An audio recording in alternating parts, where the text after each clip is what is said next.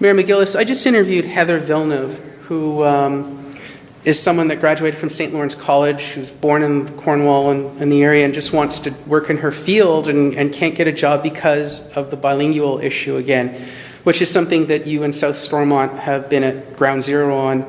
When you hear about young people like this, how does it make you feel?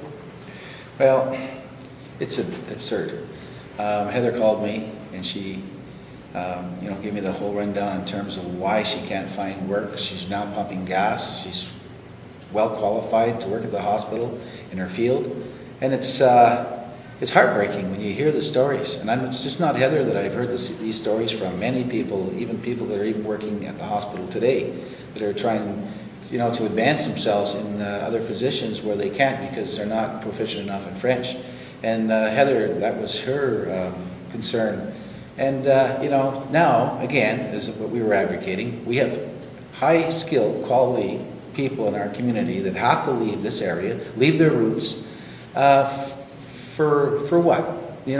Because they don't speak the language. That when the hospital, she's applied for the CCH hospital for a job in her field, they turn her down because they don't even ask her even for an interview, and it doesn't make any sense whatsoever in an English hospital where everything's done in English, reports are all done in English, and yet I was at the last meeting at the county council on Monday, where the Helen Perriard was telling everyone how community-oriented the hospital is and how they're out there and trying to advocate for the community and whatnot.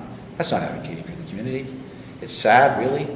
I feel bad about what's happening. I feel bad. It's about as absurd as in Alexandria when the parents, the teachers, and the school board removing English kids off the school bus. Does that make any sense? And what's that message? The message is sending to all the kids in the community. It's not right. There's a trend in smaller towns, especially in Eastern Ontario, to have a brain drain where a lot of younger people leave their communities, they move to bigger communities for work and for jobs, and then you have some people that are selling their homes in bigger cities and retiring to smaller communities.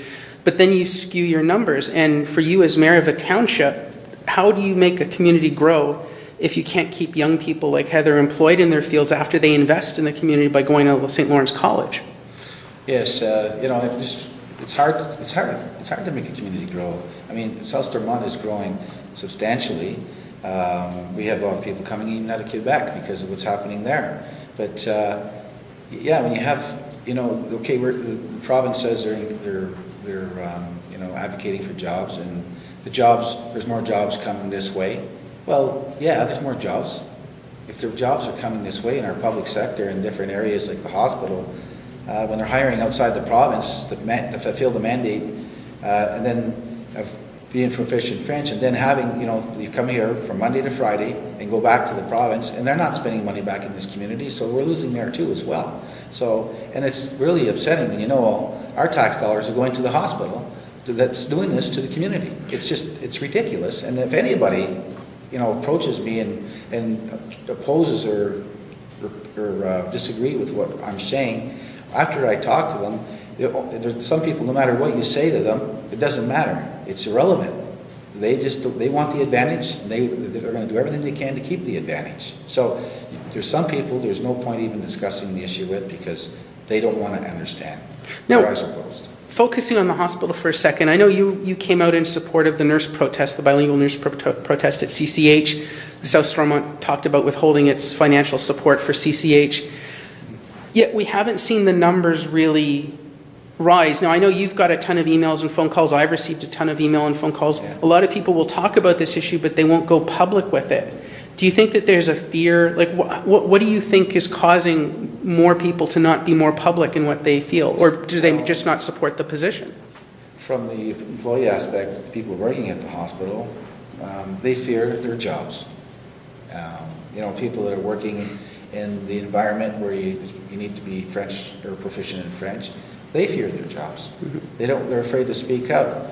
Politicians are afraid to speak out because it's not politically correct in their view. So I think that, it's time that people stand up and say what's right rather than letting this absurd way of doing business and processing people through jobs is wrong. It's totally wrong. I mean, it needs to be said. So I'll keep fighting this to the end. Even if I wasn't a politician, I think it's wrong, and I will stand up for the people. But or the same thing that's happening to Heather. I will stand up. I'll do everything I can to help her in any way. I mean, she can't even. She's pumping gas now. She should be working in a hospital, but the cost of her tuition and the cost of for all the expenses to go to work and whatnot, she can't afford to move to another area right at this point. So she's caught between a rock and a hard place. And that's happening to a lot of the kids that I get calls and emails from.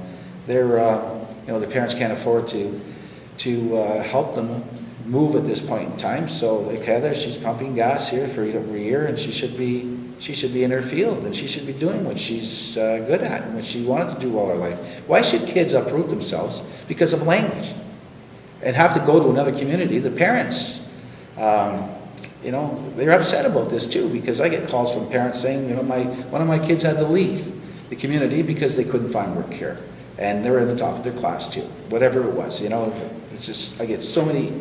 Still today, I get so many emails. Dr. Tumblr was correct when he was saying what he said. It's wrong. No, and it's not just also the person, because if the person has a spouse, sometimes you lose a whole family. You don't just lose the one person. Have the whole family. Have you received a lot of hate email or a lot of criticism from the public over your position? No, ironically, no. I haven't really seen it. No, I haven't. And maybe after today I might, but no, really, I've received a lot of emails from, they understand that, most people understand this is not an anti-French move that we did here at South Stormont. We're looking for fairness and representation by population. We're looking for that too. Why do you think so many politicians, for example, Cornwall City Council completely hit on this subject of the CCH protest? Why do you think so many politicians are afraid to talk about this? Well, Jamie, you asked me that question before, and I hate speaking for them. I honestly can't answer that question. I don't know why. It's not politically correct, and I guess they're afraid at this point in time to be categorized as bigots or categorized as being told that they're being biased in a way that, or maybe they have future goals to increase whatever their positions are, and they want to move forward in a higher level of government. And I don't know what it is, but I know what I'm doing. And I feel what I'm doing from my heart is right, because people like Heather, people that sent me emails and phone calls, which I get often, and I'm doing what I think is right for the community. How many Heather Villeneuves do you think there are in this region? Jeez. I have hundreds of emails, and our office received hundreds of phone calls. Hundreds.